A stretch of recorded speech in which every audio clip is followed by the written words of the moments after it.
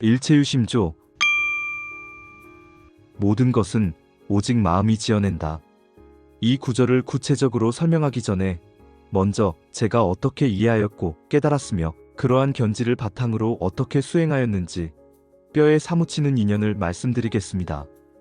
저의 사연이 여러분에게 소중한 인연으로 이어지길 바랍니다.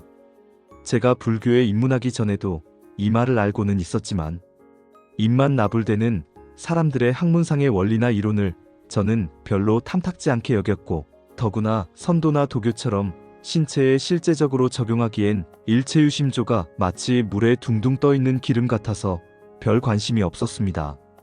훗날 불도를 수행하면서 다시 이 구절을 무수히 접했지만 여전히 그냥 사상이나 철학 정도로만 생각하고 수행에 접목하지 않았습니다. 언제부턴가 제가 유식학을 파고들면서 이 구절이 수행에 직접적으로 관련됨을 알았지만 풀리지 않는 의문점이 점점 더 쌓여갔습니다. 숱한 서적을 보고 사이버 공간을 뒤져봐도 그 말이 그 말이었고 비록 저의 짧고 어리석은 생각이었는지는 몰라도 이른바 참된 스승, 진사 또는 눈 밝은 스승, 명사를 만나기가 진정 불가능할까 싶어 시리에 빠지곤 했지요. 저는 평소에 학인들에게 정성 성자 이거 하나를 제대로 하면 된다고 말합니다. 제 자신이 실제로 증명했기 때문입니다. 물론 나중에 경전을 통해 안 사실이지만 치우친 정성이 일으키는 문제점 또한 분명히 발생합니다. 그러나 일단 정성스럽게 하고 난 뒤에 걱정할 일입니다. 애당초 게으름만 피우면 아무것도 이룰 수 없습니다. 예컨대 망상이나 악취공을 걱정하는 사람이 많지만 과연 그들이 고만고만한 망상이 아니라 대망상을 경험했을까요? 공의 언저리라도 다가갔을까요? 저의 정성이 통했는지는 몰라도 어느 날 저는 능엄경을 만났습니다. 그것도 바람일제 번역이 아니라 밀종 6대조이신 불공조사님께서 번역하신 능엄경입니다. 능엄경은 정말이지 이해하기엔 너무나 어려운 경전입니다. 구마라지 법사님의 금강경처럼 독송하면서 술술 넘어가기는커녕 문장 구성 자체가 기묘합니다. 분명 한자 자체는 쉬운 글자이지만 문장으로 해석하려니 까마득한 절벽이고 차돌같이 단단해서 머리를 후려 팹니다. 이렇게 어렵게 다가온 까닭이 여럿 있지만 그중 첫째는 미린을 현교법문처럼 해석하려는 시도 때문입니다. 둘째로는 구체적인 수중을 하지 않고 머리로만 이해하기 때문입니다. 100번 양보해서 어떤 이가 자신이 견성했다고 말할지라도 그의 몸뚱이 하나 어쩌지 못해 환절기마다 골골한다면 과위를 성취하는 것은 고사하고 어쩌면 견도조차 못했을 사람입니다. 불공조사님께서 번역하신 능엄경을 저본으로 삼아 산마지 수행을 해나가면서 무수히 많은 난관을 만났지만 그때마다 불보살님과 조사님의 가피로 헤쳐나갈 수 있었지요. 돌이켜보면 눈물겨운 세월이었습니다. 수행의 공력이 늘어가면서 이제 드디어 일체유심조라는 말씀이 중생들에게 어떻게 다가오는지 그리고 우리 중생들은 이 구절을 어떻게 이해하고 실현하는지 비로소 알게 되었습니다. 이후 저의 수행은 급속히 앞으로 위로 나아갈 수 있었지요. 그래서 이 영상에서는 일체유심조 이 구절을 수중 차원에서 알려드리겠습니다. 물론 당연히 견도 차원에서의 설명 또한 포함됩니다. 플라시보 효과나 노시보 효과를 떠올리시는 분이 계시면 첫 단추부터 잘못 꿰었음을 먼저 밝혀둡니다. 자, 이제 시작합니다. 모든 것은 오직 마음이 지어낸다. 이 구절에서 키워드 중에 키워드는 당연히 마음입니다.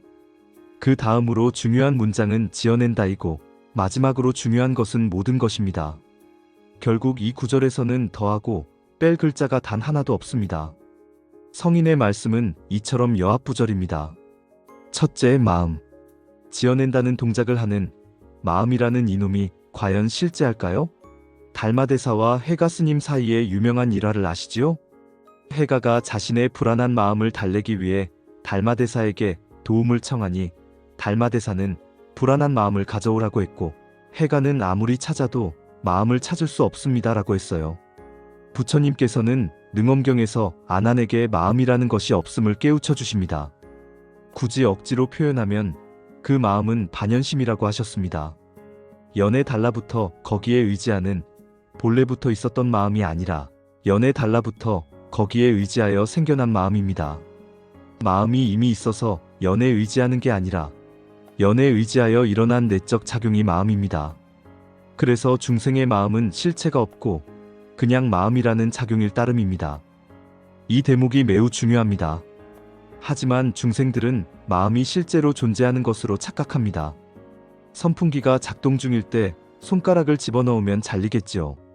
그런데 애당초 선풍기 날개 사이에는 비어있는데 말입니다. 날개가 빨리 돌면 마치 하나의 원반이 돌고 있는 것과 같습니다. 선풍기를 작동시키는 것은 중생들의 무명이 작동하는 것과 같습니다. 선풍기의 날개가 돌면서 하나의 원반처럼 작용하는 것은 중생들의 마음이 본래 없음에도 찰나찰나로 이어지는 반연에 의하여 마음이 언제나 존재하면서 작용하고 있는 것처럼 보이는 것과 같습니다. 선풍기의 전원을 끄면 원반은 없어지면서 날개 사이에 공간이 나타나고 중생들이 반연하지 않으면 마음이 사라지고 공이 나타납니다. 이것뿐입니다. 그런데 말입니다. 마음이 없다고 했는데 왜 유식학에서는 시망이라고 해서 전후식, 제6의식, 제7말라식, 제8아레야식으로 구분하였을까요? 이러한 구분은 수행을 위하여 유식학자들이 어쩔 수 없이 가설한 표현입니다. 여러분, 영어 문법을 잠시 기억해 주세요. 동사를 명사처럼 쓰려면 ing를 붙여 동명사로 만들거나 to를 붙여 부정사로 만들지 않습니까? 우리말로 하면 본다라는 동사를 봄으로, 듣다라는 동사를 들음으로, 냄새 맡다를 맡음, 맛보다를 맛봄, 만지다를 만짐으로 명사화하는 것과 같습니다. 즉 무언가 작용하는 것을 설명하려면 그 설명의 대상을 마치 실제하는 것으로 설정하여야 합니다. 그래서 예컨대 눈이라는 감각기관이 모양이라는 감각 대상을 접했을 때 발생하는 그것을 가리켜 눈의 마음, 안식이라고 했습니다. 막 발생한 안식으로서는 아직 감각 대상이 구체적으로 무엇인지 알 수 없습니다. 제6의식이 작동하기 전이니까요. 그냥 무언가 공간을 차지하고 있는 유형물이 있다는 정도만 안식이 알 뿐입니다. 유식학에서 8개의 마음이라는 식으로서 마치 명사처럼 표현했지만 사실은 이 모두 작용이므로 그 작용이 멈추면 가설된 마음 역시 사라집니다. 사실은 없어지는 게 아니라 지로 변환됩니다. 멈추면 되지만 멈추지 못하는 것이 중생인데 왜 멈추지 못하는가를 설명하려면 꽤 많은 분량의 영상이 필요합니다. 그래서 단도직입적으로 말하면 무명 때문에 그렇습니다. 이러한 중생의 무명이 일으키는 바람은 쉼없이 계속 불어옵니다. 마치 아무리 부모가 말려도 아이가 선풍기의 전원 버튼을 자꾸 눌러대는 것과 같지요. 아이가 왜 그럴까요? 궁금하니까요. 왜 궁금할까요? 선풍기 버튼을 누르면 어떻게 되는지 모르니까요. 그 아이가 전생에 선풍기를 작동시켜 봤을 법도 한데 왜 모를까요? 전생을 기억하지 못하니까요.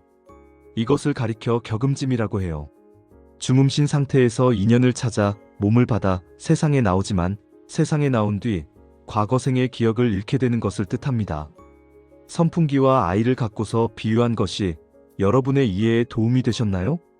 원래 중생들은 모두 밝음을 지니고 있어서 대상을 관조하면 오묘하게 다 알 수 있지만 우리 중생들은 번뇌와 업력에 덮여 자꾸만 감각 대상을 알고 싶어하고 확인하려 합니다. 그 결과 마음이 발생합니다. 일단 마음이 발생하면 온갖 업을 짓고 그 업은 무명을 다시 더 두텁게 합니다. 그 두터운 모습이 어떻게 나타날까요? 개인적으로는 여러 가지 흉사가 있을 것이고 그가 살고 있는 세상 또한 흉하게 됩니다. 이것을 불교에서는 정보와 의보라는 용어로서 설명합니다. 항목을 바꿔 이제부턴 지어낸다에 관하여 설명합니다. 둘째, 지어낸다. 옛날 중국에 폭군 거림금과 주임금이 나타난 것은 그 당시 그곳에 살던 백성들이 폭군과 동일하거나 아주 비슷한 의보와 정보를 갖고서 태어나 살고 있었기 때문입니다. 이것을 가리켜 동업 또는 공업이라고 합니다. 지어내는 것, 즉 만들어지는 것은 중생들의 감각기관과 의라고 하는 근뿐만 아니라 중생들이 살고 있는 세상을 뜻하는 기를 다 포함합니다. 근과 기를 합쳐 유식학에서는 색법이라고 하는데 바로 색깔과 형체를 갖고 있는 현상세계를 뜻합니다. 오래전의 이야기를 해보겠습니다. 수강생들에게 일체유심조를 설명하고 있었는데 그중 한 명이 저에게 질문하고 제가 대답해준 내용입니다. 선생님, 지금 우리가 강의를 듣고 있는 이 건물도 마음이 지었나요? 그래, 그렇지. 그렇다면 우리가 강의를 다 마치고 이 건물을 떠나면 건물이 사라져야 할 텐데 왜 멀쩡히 계속 이곳에 있나요? 우리가 이 건물을 떠나도 이 건물에 다른 사람들이 머물고 있지 않느냐? 밤에는 다들 집에 가서 이 상가 건물에 아무도 없잖아요. 여기에 사람만 있냐? 거미도 있고 아마 쥐새끼들도 있을걸. 그럼 대대적으로 청소를 해서 벌레 하나 없게 되면요? 한번 봐라. 저기에 있는 귀신 안 보여? 에이, 선생님도 참. 마침내 거창했던 질의와 응답이 끝났습니다.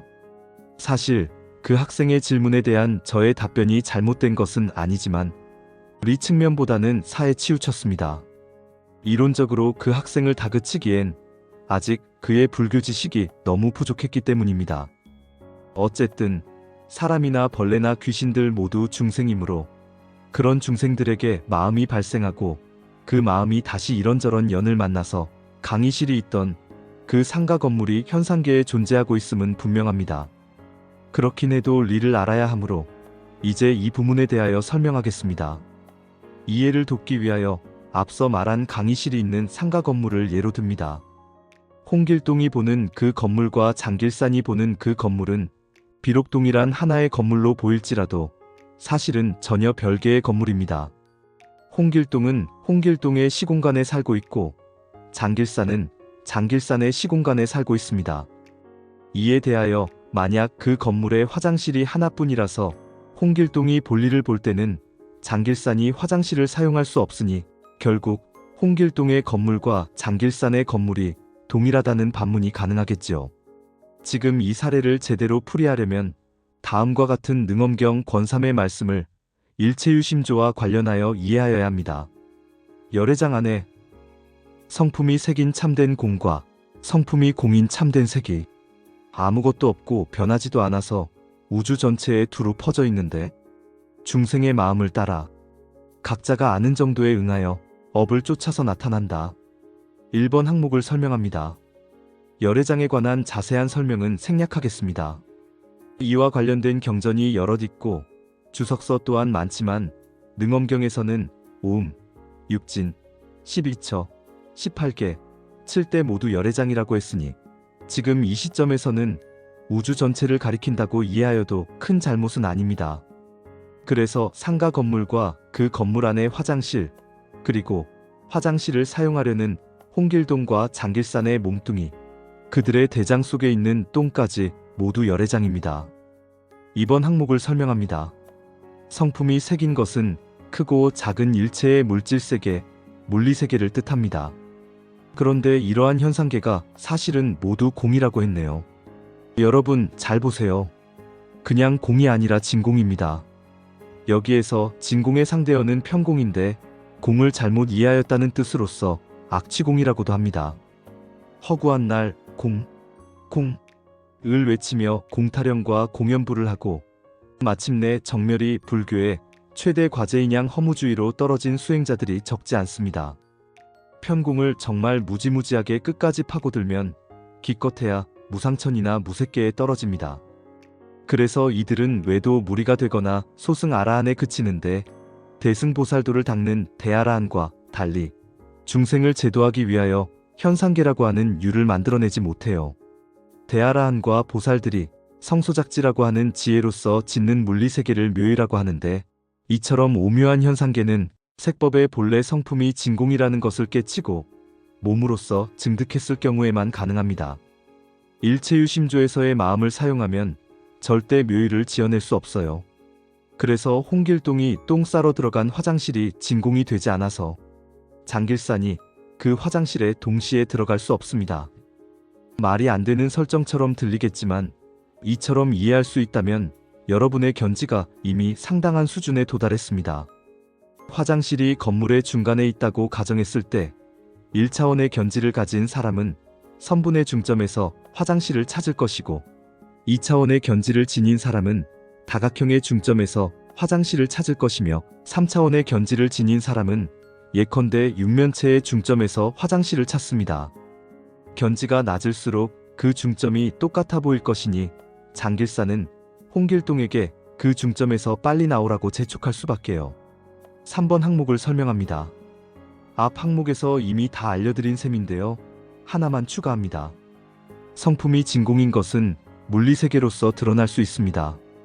다만 그 물리세계를 여기에서는 참진자를 붙여 참된 색이라고 했어요. 도대체 무엇이 참된 색이고 무엇이 참되지 않은 색일까요? 마음으로서 만든 색은 참되지 않고 지혜로서 만들어야 참된 색입니다. 일체유심조에서 만들어진 색은 참되지 않고 성소작지로서 지어야 참된 색입니다. 홍길동과 장길사는 참된 화장실을 만들 수 없어요. 그래서 똥 싸고 있는 홍길동에게 빨리 나오라고 장길산이 화를 냅니다. 4번 항목을 설명합니다. 제가 다른 영상에서도 알려드렸지만 능엄경 원문에서 말하는 청정은 채도가 높아서 맑고 명도가 높아서 밝다는 뜻이 아닙니다. 깨끗하다, 청결하다는 게 아니라 아무것도 없다 라고 해석합니다. 비슷한 용법으로서 능엄경에서는 맑을 담이라는 표현이 많이 나옵니다. 이때의 맑음 역시 깨끗하다가 아니라 아무런 움직임이 없다라고 이해해야 합니다.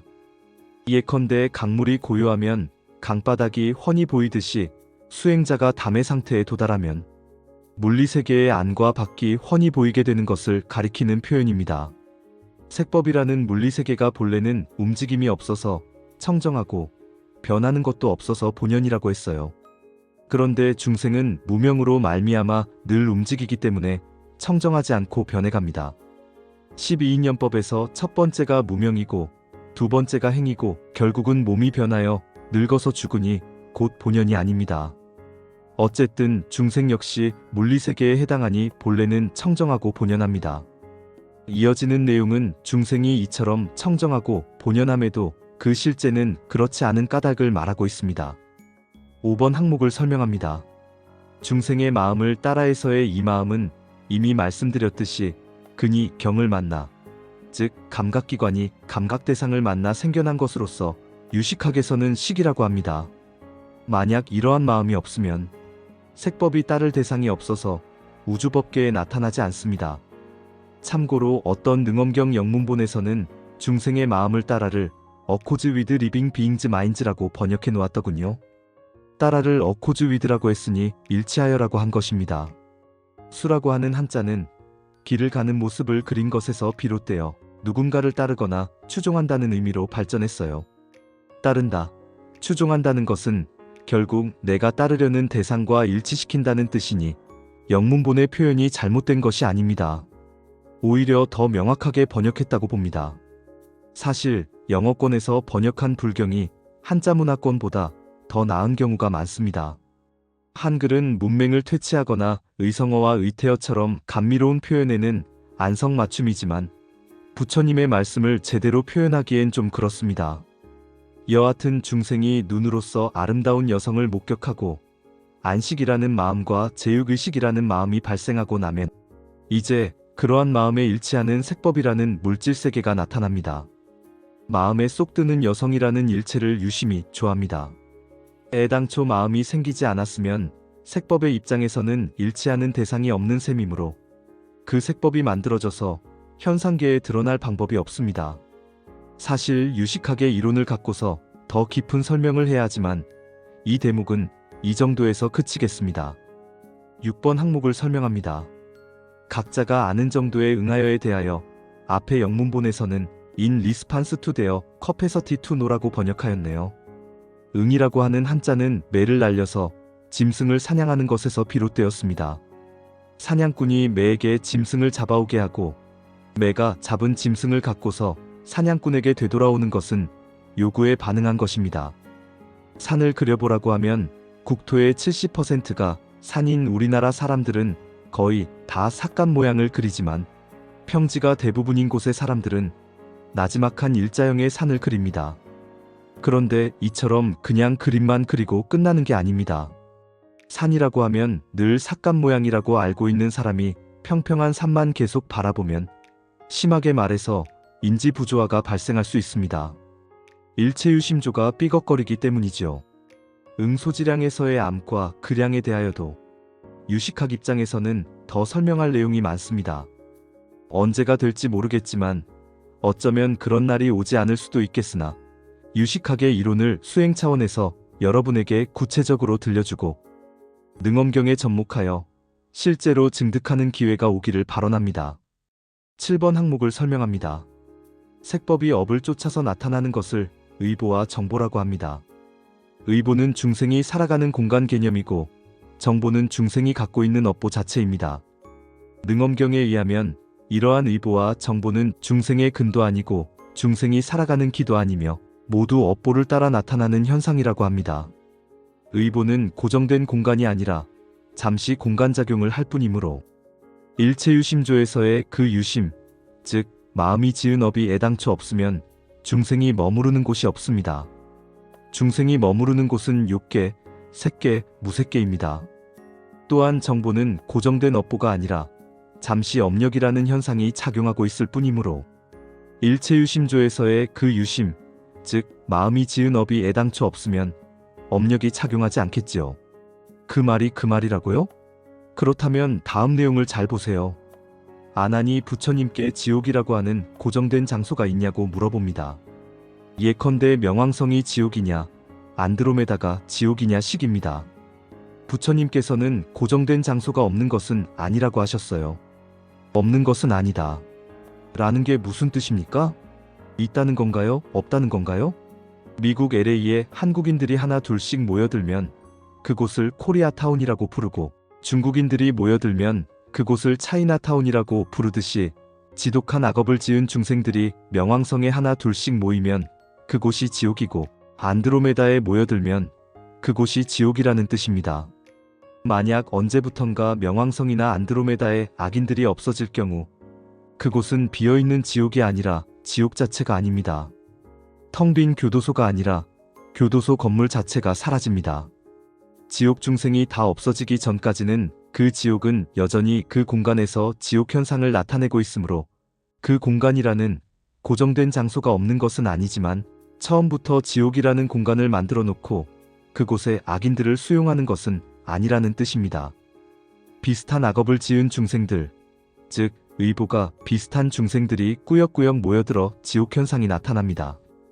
지금까지의 설명을 일체유심조로서 다시 정리하겠습니다.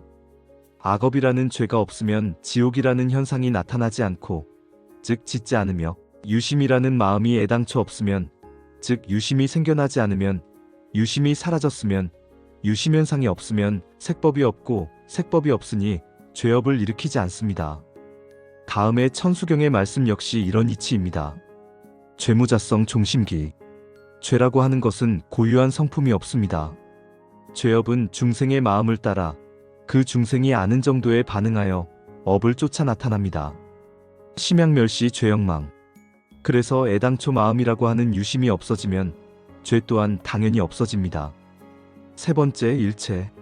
모든 것은 오직 마음이 지어낸다. 에서의 모든 것은 당연히 미혹한 세상을 가리키므로 욕계, 색계, 무색계라고 하는 3계입니다. 극락은 3계에 속하지 않을까요?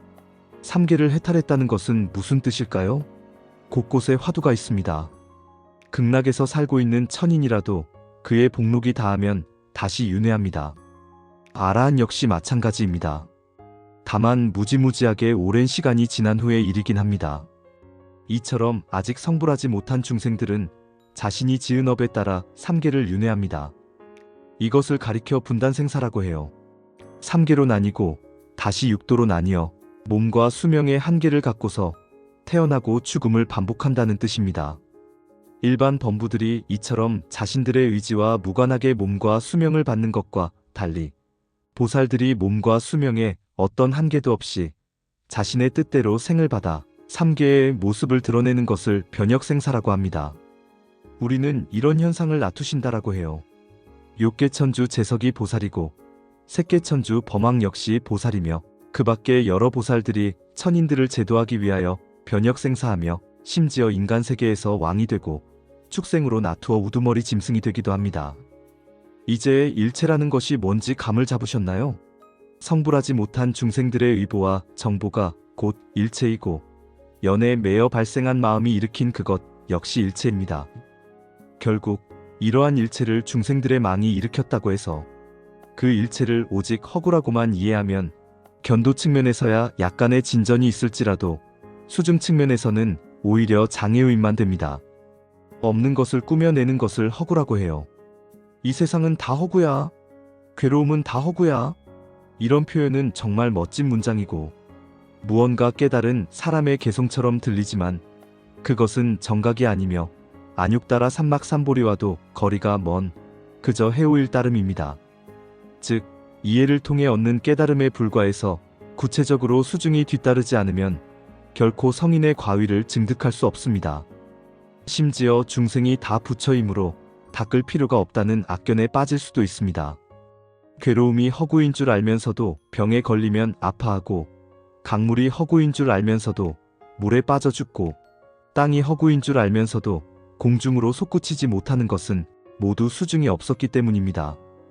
여러분들은 부디 능엄경을 저본으로 삼아 구체적으로 수중에 나서길 바랍니다. 유심히 지어내는 일체를 3개 차원에서 구분해 보겠습니다. 다음의 도표를 보세요. 욕계라고 하는 피조물은 우리들의 전 50부터 제8식이라는 유심이 모두 다 만들어냅니다. 그런데 무색계는 어떤가요? 전 5식 중에서 안식, 이식, 비식, 설식이 만들어내지 못해요. 사실 이것은 당연한 정황입니다. 무색은 유형의 색질이 없는 곳이니 눈으로 보고 귀로 듣고 코로 냄새 맡고 혀로 맛볼 대상이 없습니다. 하지만 전 5식 중에 신식이라는 마음은 여전히 무색계에서 무언가를 지어낼 수 있어요. 무색계 천인에 대하여 공부하면 알 수 있지만 이들은 제7말라식과 제8아레야식에 의지하여 여전히 의식이라는 유심을 사용해서 무색이라는 색을 지어냅니다. 이제 색계를 보겠습니다. 먼저 색계의 이선천, 삼선천, 사선천은 전 5식 중에서 안식, 이식, 비식, 설식이 만들어내지 못합니다. 왜냐하면 이들 4가지의 마음은 욕망, 특히 애욕과 관련되는데 색계의 이선천, 삼선천, 사선천은 눈, 귀, 코, 혀가 일으키는 애욕이 없습니다. 미인을 봐도 눈의 애욕에 불이 일어나지 않고 달콤한 속삭임을 들어도 애욕이 일어나지 않고 향긋한 냄새를 맡아도 콧구멍이 애욕으로 벌렁거리지 않고 맛있는 음식을 맛봐도 애욕에 침이 흐르지 않습니다. 한편 색계 초선천에서는 아직도 안식과 이식이라는 유심이 피조물을 지어내고 있습니다. 눈과 귀라는 감각기관이 색과 소리라는 감각 대상을 만나 안식과 이식이 발생하고 그 안식과 이식이 여전히 미혹한 세상에 해당하는 색계 초선천을 만들어냅니다. 능엄경 권구 칠치중생을 설명하는 대목에서 천취중생 중에 색계 초선천에 이를 정도의 선정을 이생희락지라고 합니다. 요괴라는 잡념을 떠나니까 희락이라는 상태를 얻었다는 뜻입니다. 아직은 희와 락이 남아있는데 바로 안식과 이식이라는 유심이 만들어냈어요. 이쯤 되면 색계 이선천에서는 왜 안식과 이식이 작용하지 않을까 궁금해합니다. 색계 이선천에 이를 정도의 선정을 가리켜 정생희락지라고 합니다. 이상한 점을 발견했나요? 초선천과 마찬가지로 희락이라는 상태를 얻었네요. 그러나 이때의 희락과 초선천의 희락은 글자만 같을 뿐 그 실상은 다릅니다. 초선천에서의 희락은 다만 애욕이라는 잡념이 똑 떨어졌을 때 발생했지만 아직은 그 선정이 견고하지 못해서 욕계로 다시 떨어질까 근심 걱정을 합니다. 그런데 이선천에서의 선정은 더 이상 이런 근심 걱정이 없어지는데 이때 발생하는 것이 초선천과 다른 상태의 희락입니다. 마지막으로 중생들의 유심이 일으키는 3계를 종합하여 다음과 같은 도표로 정리합니다. 이미 이 영상이 많이 길어져서 더 이상의 자세한 설명은 생략하며 오프라인에서의 인연을 기다립니다. 3계가 모두 허구이지만 여러분 모두 부처이지만 편공과 악견에 빠지지 않고 대승보살도를 부지런히 닦기를 바라면서 일체유심조에 대한 이 영상을 제작하였습니다. 여러분의 이해에 도움이 되셨으면 좋아요, 구독, 알람을 부탁드립니다.